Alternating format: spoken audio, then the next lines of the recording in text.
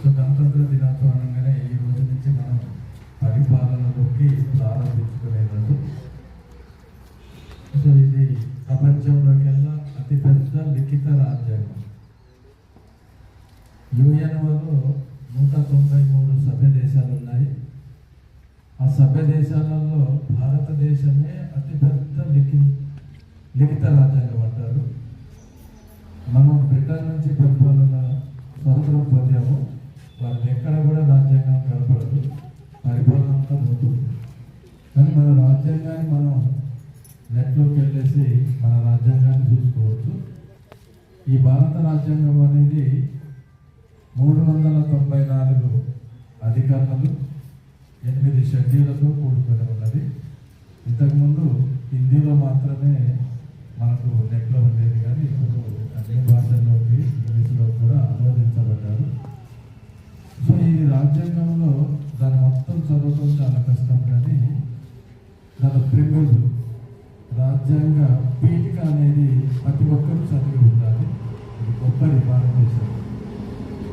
So దీంట్లో secularism అనే పదాన్ని 1946 అమెండ్మెంట్లో దీన్ని సవరించడం జరిగింది. రాజ్యాంగాన్ని రాసినప్పుడు ఈ సెక్యులరిజం అనేది మత ప్రమేయం లేని చింతన, అంటే భారతదేశం యాక్చువల్గా ఒక్కొక్క దేశానికి ఒక్కొక్క రాజ్యాంగాలు ఉంటాయి, మత ప్రాధికలు ఉంటాయి. కానీ మన మత ప్రాధికన ఎక్కడ కూడా కనిపించదు. సపోజ్ పాకిస్తాన్కి పోతే వాళ్ళ ముస్లిం సంబంధించింది ఉంటుంది, సపోజ్ అమెరికాకి పోతే ఇంకొక మతానికి సంబంధించి ఉంటుంది.